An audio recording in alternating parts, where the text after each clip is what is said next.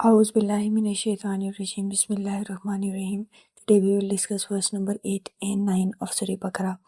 अल्लाह ताला इरशाद फरमाते हैं, और बाज़ लोग ऐसे हैं जो कहते हैं हम खुदा पर और रोज़ आखिरत पर ईमान रखते हैं, हालांकि वो ईमान नहीं रखते। वर्स नंबर 9 में अल्लाह ताला इरशाद फरमाते हैं, ये खुदा को और मोमिनों को धोखा देते हैं मगर हकीकत में अपने सिवा किसी को धोखा नहीं देते और वो इससे बेखबर हैं। यहाँ पर जिन लोगों के कौल और फेल में तजाद है उनका जिक्र हो रहा है। इन्हें मुनाफिक कहा जाता है। मुनाफिक वो हैं जिनका ज़ाहिर और बातिन अलग होता है। भलाई वो ज़ाहिर करते हैं लेकिन बुराई उनकी पोशीदा होती है। इसकी दो किस्में हैं, एक एतक़ादी और एक है अमली। पहली किस्म अबदी जहन्नमी है जबकि दूसरी किस्म बेहतरीन दुश्मन है और मुजरिम है। इब्न जरीर फरमाते हैं कि मुनाफिक का कौल इसके फेल के ख़िलाफ़ होता है, उनका बातिन ज़ाहिर के ख़िलाफ़ होता है, उसका आना जाने के ख़िलाफ़ होता है, उसकी मौजूदगी अदम मौजूदगी हुआ करती है। नफाक जब मक्के में मुसलमान मौजूद थे तो नफाक नहीं था। वहाँ पर तो कुछ जो बहुत निचले तबके के जो मुसलमान थे जो कि ग़ुलाम स्पेशली ईमान लाए थे या जिनके बेग पे कोई बहुत नहीं था, उनको तो यहाँ तक कि कलमे कुफ्र भी कहना पड़ जाता था कि उनके दिलों में तो ईमान मौजूद था, लेकिन वो काफिरों की शर से महफूज रहने के लिए कह देते थे कि हम अल्लाह ताला के सिवा जो बाकी उनके बुत हैं उनको भी खुदा मानते हैं, जिनमें अम्मार बिन यासिर का जिक्र भी हम पढ़ेंगे। लेकिन जब आप सल्लल्लाहु अलैहि वसल्लम हिजरत करके मदीने आए तो मदीने में आप सल्लल्लाहु अलैहि वसल्लम पर औस और खजरज ईमान लाए और वो अंसार बनकर आपका साथ देने लगे और जाहिलियत के जो रसूमात थी उनको तर्क कर दिया। लेकिन यहूदी अल्लाह की इस नेमत से महरूम रहे। उनमें अब्दुल्लाह बिन सलाम के अलावा कोई ईमान नहीं लाया। तब तक मुनाफिकों का कोई गुरोह मौजूद नहीं था। वहाँ पर जो यहूद के कबाइल थे वो 3 थे, बनु कैनका, बनु नज़ीर और बनु कुरैज़ा।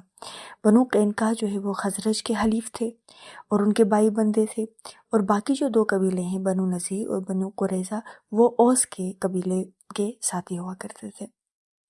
और हम ये भी जानते हैं कि उनके आपस में इख्तिलाफात भी बहुत ज़्यादा होते थे औस और खजरज के। और अब्दुल्लाह बिन उबई बिन सलूल मोस्टली उनके यहाँ एक आप कह सकते हैं कि हेड का किरदार अदा करता था मोस्ट ऑफ द टाइम।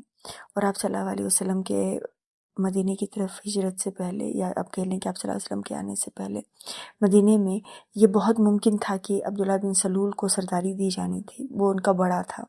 लेकिन जब आप सल्लल्लाहु अलैहि वसल्लम आए तो सारी बादशाहत सरदारी आप सल्लल्लाहु अलैहि वसल्लम को मिली, ऑब्वियस सी बात है। तो ये ख़्याल उसके दिल में मौजूद था। इस्लाम की बढ़ती हुई तरक्की और कामयाबी उसे बहुत खलती थी। उसने देखा कि ऐसे तो काम नहीं चलेगा, तो फिर उसने क्या किया कि उसने बज़ाहिर इस्लाम कबूल करना बेहतर समझा, लेकिन बातिन में वो काफिर ही रहने का उसने इरादा किया। इसी तरीके से मुनाफिकों की एक जमात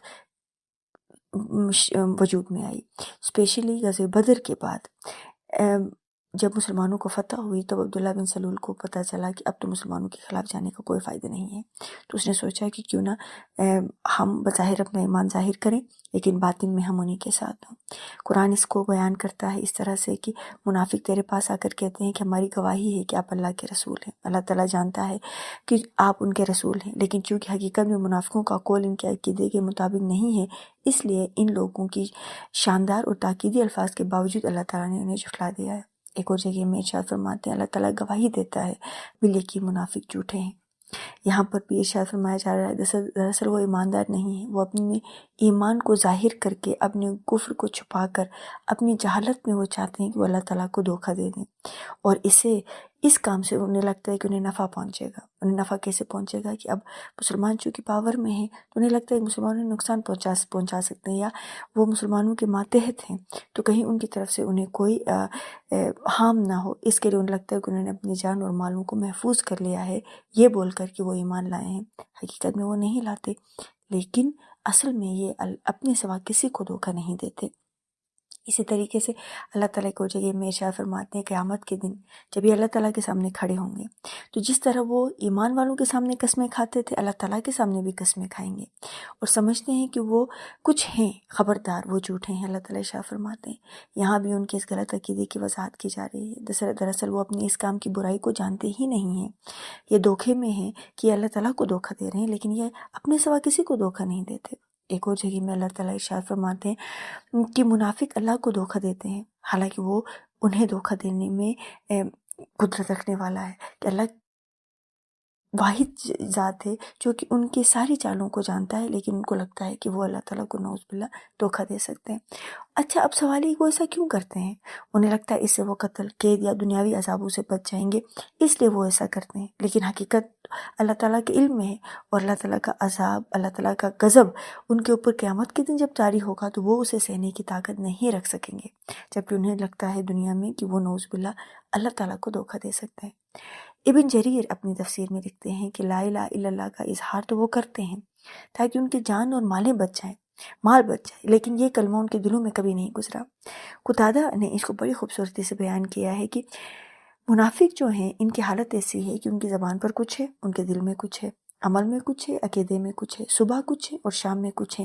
یہ بالکل کشتی کی طرح ہیں جو جب ہوا آئے تو وہ اس کے جھونکے سے کبھی یہاں کبھی وہاں جھولتی رہتی ہے۔ یہاں پر جب اللہ تعالیٰ ارشاد فرماتے ہیں کہ وہ کچھ کہتے ہیں، وہ کرتے کچھ ہیں، انفارچونیٹلی ہمیں بھی اپنے اعمال کو اس پر جج کرنا چاہیے۔ آج کل ہم دل سے تو منافق نہیں ہیں، اعمال سے ضرور ہیں۔ ہم جو چیزیں مانتے ہیں، کرتے ہیں، کہتے ہیں، وہ کر نہیں پاتے ہیں۔ صدق اللہ العظیم۔